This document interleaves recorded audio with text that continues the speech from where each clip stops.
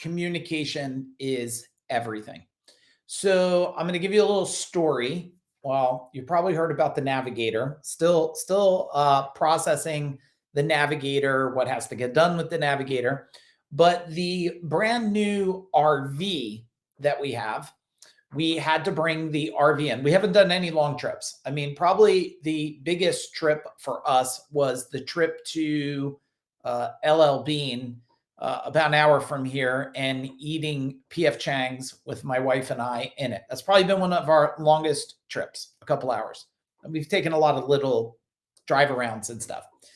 So, but we needed to get there were some recalls that had to be done on it, and there needed to be some enhancements done to it, and some things had to be fixed. But as we were using it last time, my wife and I were using it. Oh, we did go to PA. That's right. We did a long trip to PA. As we were using it, we went to use the microwave, and all of a sudden everything went out. So tried to reset the main breaker that tripped. Tried some of my basic troubleshooting, and I'm just like, okay, it's got to be an inverter problem. So we bring it to the place, and they say we need it for a couple weeks. We're really busy. I'm like, okay, couple weeks, no big deal. Like, take care of all the recalls, fix the thing.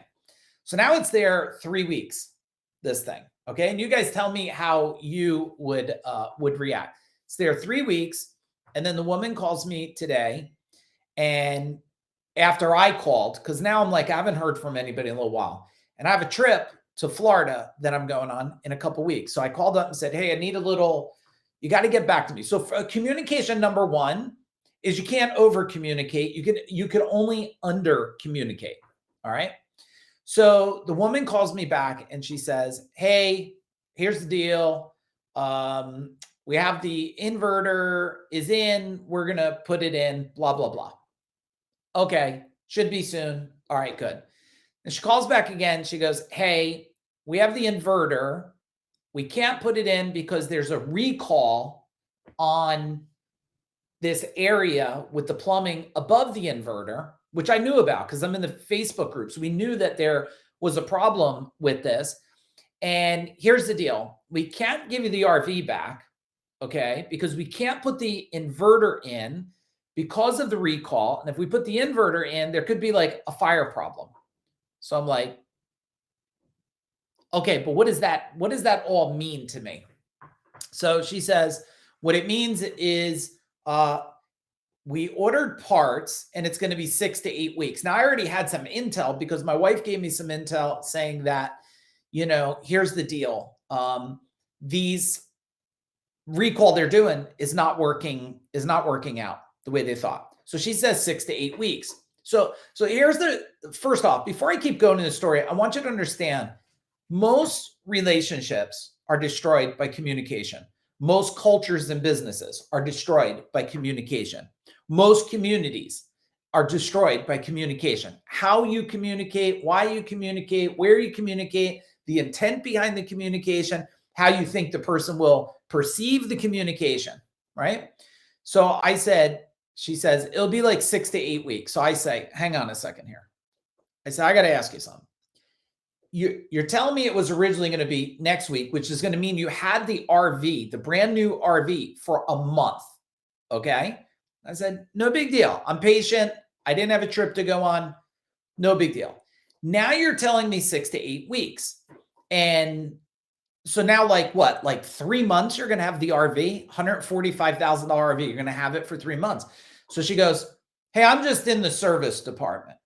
So I'm like, okay, all right. So you're not hearing me, right? You're not hearing me. I say, I need to talk to somebody. So she goes, call Winnebago. I said, I'm not calling Winnebago. I didn't buy it from Winnebago. I bought it from you. If I did an air conditioner in somebody's home, which we have, and it shits out on them and we can't get it fixed with like 7 different visits, my rule of thumb was not you should call Lennox, was rip the effing thing out. I'm going to put a new one in and I'm going to throw it on Lennox's front lawn and say, deal with this thing, right? Like I didn't. Yeah. So next lesson of communication. take ownership. You have to take ownership. So I said to this woman, I said, okay, all right, thanks. All right, thanks. It was pretty much thanks for not. Hung up the phone. I said, I'm going to call the sales guy. I emailed the sales guy. I said, look, the person in the service department has no compassion, no consideration of any kind. She does not care about the problem. It doesn't matter that she couldn't fix the problem. All I expected from a human that works at a company is ownership and put yourself in the person's shoes. This is the oldest thing since the beginning of time, right? It's also been a separator for anybody that can communicate, right?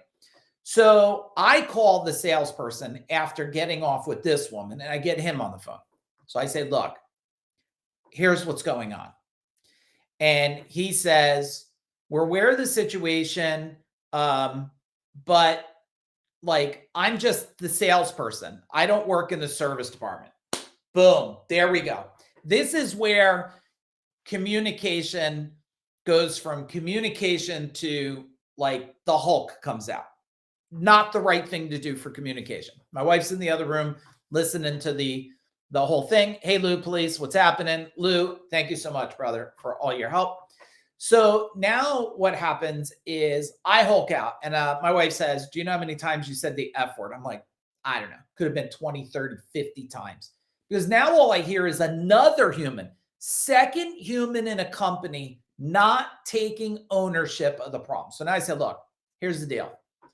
Who's the real person in the company? Like, who's the top of the food chain here that I could communicate with and have a conversation? Because you can't keep a brand new RV for 3 months. That's not reasonable. Okay. It's not reasonable at all. And he says, well, there's other people that haven't even gotten their RV yet. So now he wants to do the comparison effect to try to make me feel better for him because there's other people didn't get their RV. I said, look, I waited a year for our RV and I was very patient through the year. Wasn't one of those people. Those people that are waiting, they're frustrating, they're waiting, but they didn't pay $145,000. They didn't strike a check and buy this thing. So yeah, they're upset they don't have it, but they're not upset. They're not as upset as buying it and then they can't use it, but you have all the money, right? So I said, I don't understand what your example is there. It doesn't make sense to me. Here's what I need you to do. They give me the guy's Mike's name. They say, here's the head guy. I said, I want you to go to the head guy and say, here's the thing. This guy, Mike, is a really good guy, okay? He's a business owner. He had a business where he had 165 trucks on the road and 200 people. And when he had a problem in the company, he didn't say go to the manufacturer. He addressed the situation. And all he's asking is for you to call him back with some kind of solution and at least care. Let me know you care about the problem. Now, my wife came in after the first call with the salesperson, says, you might want to try using some of your other skills, right? What was my wife saying here? Replying to Lou, please, hi. She's just saying thanks to Lou, please. So my wife's like, you might want to try using some of your other skills. So I go, okay. I settled back, said, all right, I got it. I had a trigger moment. The trigger moment was I'm going on this trip to Florida. I'm going with my 19-year-old daughter. That time is really, really special for me. And I'm watching that now I have to solve a whole nother situation here. Instead of taking the RV that we're going to take, I have a lot of extra things that I got to plan. And time is shrinking on to be prepared for this trip. So this guy calls back. Now he is very skilled at communication. How do I know? He says, I already know the situation and I can't even imagine how you feel. Like he's right away in my shoes. When you're in communication, put yourself in the shoes.